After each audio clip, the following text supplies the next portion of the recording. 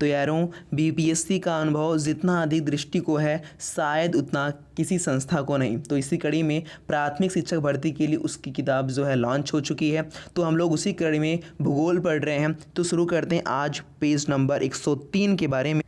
तो यारों आप चाहे आंख बंद करके सुन भी सकते हैं और इसे ध्यानपूर्वक देख भी सकते हैं, क्योंकि देखकर और सुनकर दोनों तरीके से पढ़ने से याद आसानी से होता है। तो यहाँ पर देखिए, सूर्य के कोर का तापमान जहाँ 15 मिलियन डिग्री सेल्सियस है। और हाँ, अगर आपने इसके पहले के पार्ट्स नहीं देखे हैं तो नीचे प्लेलिस्ट दे दी गई है, जाके देख लीजिए। सूर्य के कोर का तापमान 15 मिलियन डिग्री सेल्सियस होता है। वहीं फोटोस्फेयर यानी सूर्य की सतह का तापमान 6000 डिग्री सेल्सियस होता है। सूर्य के धब्बों का ताप 1500 डिग्री सेल्सियस होता है। सौर मंडल के ग्रह की बात कर लेते हैं। तो ग्रह जिन्हें हम नंगी आंखों से देख सकते हैं तो बुध, शुक्र, मंगल, बृहस्पति और शनि। बुध, शुक्र, मंगल, बृहस्पति व शनि को हम अपनी नंगी आंखों से देख सकते हैं। हाइड्रोजन, हीलियम तथा मीथेन गैसें बृहस्पति, शनि तथा मंगल ग्रहों पर बड़ी मात्रा में विद्यमान है। जो बृहस्पति है, शनि है, मंगल है, इन सब ग्रहों पर हाइड्रोजन, हीलियम तथा मीथेन बहुत बड़ी मात्रा में विद्यमान है। ग्रह जिनका कोई उपग्रह नहीं है तो जो बुध ग्रह है और शुक्र ग्रह, बुध और शुक्र के पास कोई भी उपग्रह नहीं है। ग्रह जो अन्य ग्रहों की अपेक्षा विपरीत दिशा में चलता है यानी परिक्रमा करता है तो शुक्र व अरुण, और सब जो होते हैं वो पश्चिम से पूर्व चलते हैं, जिससे हमें लगता है कि सूर्य पूर्व से पश्चिम जा रहा है। लेकिन जो शुक्र व अरुण ग्रह हैं ये पूरब से पश्चिम चलते हैं। यहाँ पर सूर्य का उदय पश्चिम में होता है, शुक्र व अरुण ग्रह। अब बात कर लेते हैं, देखिए यहाँ पे शुक्र ग्रह को भोर एवं सांझ का तारा भी कहते हैं। भोर एवं सांझ का तारा किसे कहते हैं तो शुक्र ग्रह को कहते हैं।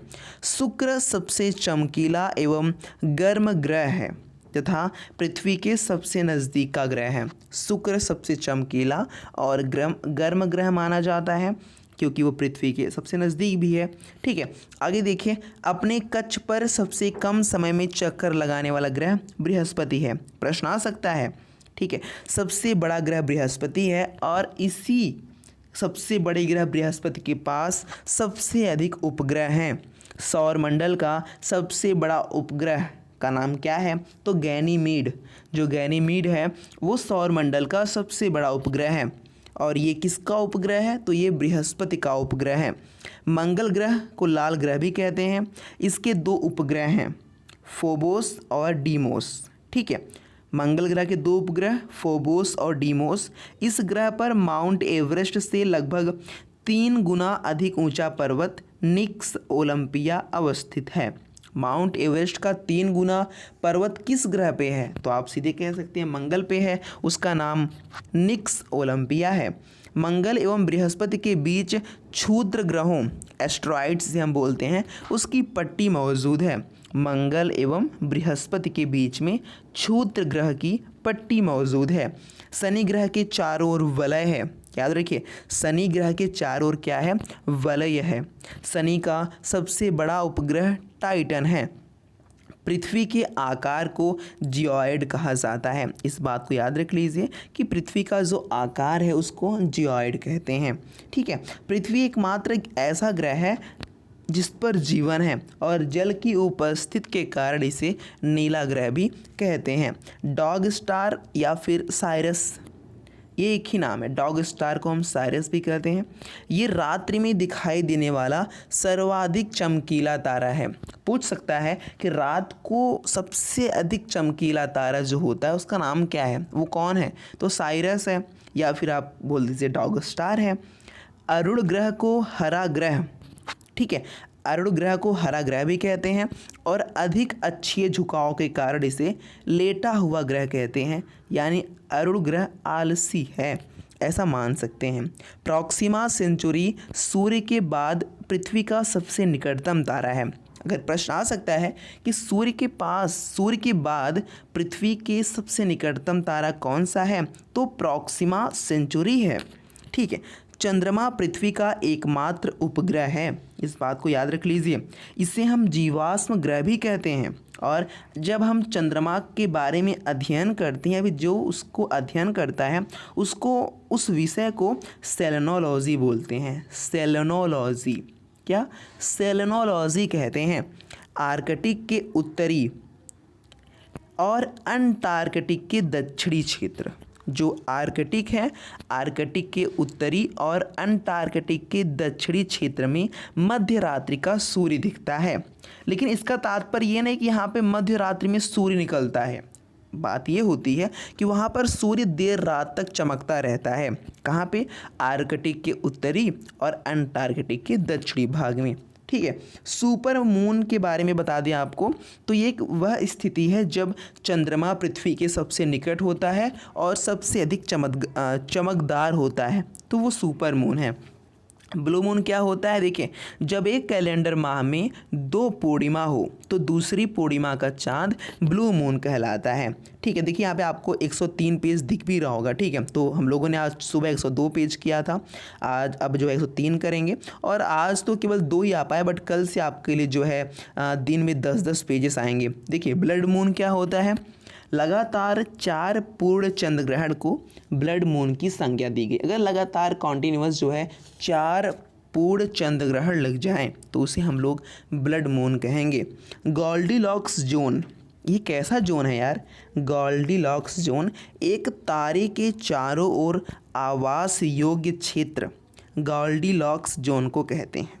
ठीक है, एक तारे के चारों ओर आवास योग्य क्षेत्र गोल्डीलॉक्स जोन को कहते हैं, जहां पानी के तरल रूप में उपलब्ध रहने हेतु आवश्यक तापमान होता है। इस क्षेत्र में जीवन की भी अधिक संभावनाएं होती हैं। यही पूछ सकता है कि कौन से जोन में जीवन के अधिक होने की संभावना रहती है, तो आप बता सकते हैं गोल्डीलॉक्स जोन। तो सभी प्रश्नों को ध्यान से, मतलब जितना भी है ध्यान से सुनिएगा, और एक बार में ना 2-3 बार सुन लीजिए। 8-9 मिनट की वीडियो है यार, बस और क्या। धूमकेतु, सौर मंडल में ये बहुत ही छोटे पत्थर, धूल और गैस के बने पिंड हैं। धूमकेतु आकाश में लंबी चमकदार पूंछ सहित प्रकाश के चमकीले गोले के रूप में दिखाई देते हैं। ये भी सूर्य की परिक्रमा करते रहते हैं। हैली क्या है? हैली एक धूमकेतु है। प्रश्न आ सकता है कि हैली क्या है? हैली एक धूमकेतु है।